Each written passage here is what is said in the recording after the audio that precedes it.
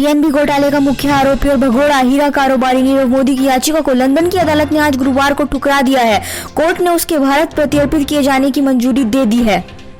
भारत और पाकिस्तान एलओसी पर शांति बहाली के लिए तैयार, रक्षा मंत्रालय ने दी जानकारी। बताया, लाइन ऑफ कंट्रोल पर दोनों देशों के बीच समझौतों, युद्ध विराम और आपसी समझ को कड़ाई से लागू करने के लिए तैयार हो गए हैं। 24-25 मध्य रात्रि से होगा प्रभावी।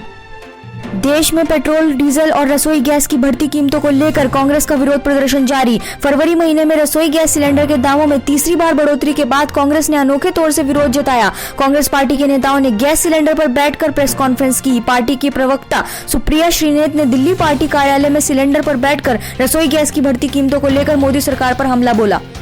दिल्ली जल बोर्ड के उपाध्यक्ष राघव चड्ढा ने आज प्रेस वार्ता को संबोधित करते हुए कहा कि दिल्ली में ब्यास नदी से पानी की 25% आपूर्ति होती है, जिसे केंद्र सरकार मेंटेनेंस के नाम पर ऐसे समय में बंद करने जा रही है जब इसकी सबसे ज्यादा जरूरत है।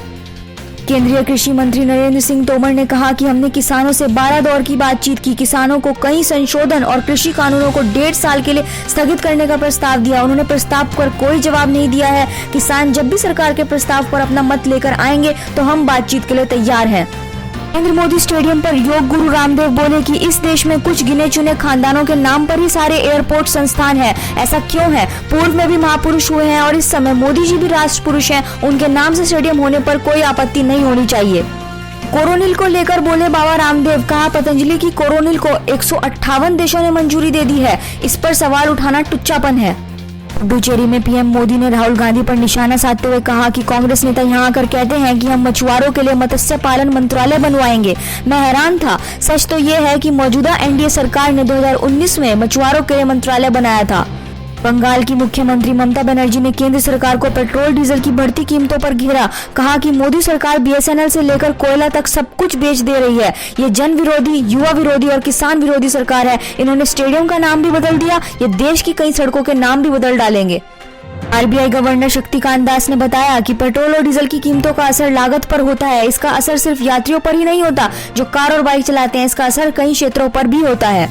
ओटीटी और सोशल मीडिया के इस्तेमाल के दुरुपयोग को देखते हुए केंद्र सरकार ने जारी की नई गाइडलाइंस। केंद्रीय कानून मंत्री रविशंकर प्रसाद ने कहा कि सोशल मीडिया का इस्तेमाल करोड़ों लोग करते हैं, इसलिए इसके दुरुपयोग को रोकना जरूरी है। उन्होंने कहा कि सोशल मीडिया के लिए जो कानून बना है उसे 3 महीने में लागू कर दिया जाएगा और 3 स्तरों पर इसकी निगरानी की जाएगी। राजधानी दिल्ली में 22 साल की मॉडल युवती के साथ चाणक्यपुरी के 5 स्टार होटल में हुआ रेप। पीड़िता ने दर्ज कराई एफआईआर। दिल्ली में पिछले साल हुई सांप्रदायिक हिंसा के बाद सरकार ने दंगों का दंश झेलने वाले लोगों के जख्मों पर मरहम लगाने के लिए मुआवजे का ऐलान तो किया था, लेकिन 1 साल बीत जाने के बावजूद दंगा पीड़ितों को मुआवजे के नाम पर चंद हजार रुपए ही दिए गए हैं।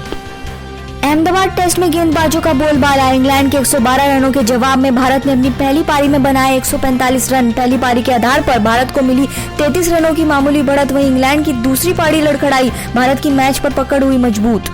ये थे आज के मुख्य समाचार। खबरहटके.com के लिए मैं अदिति शर्मा।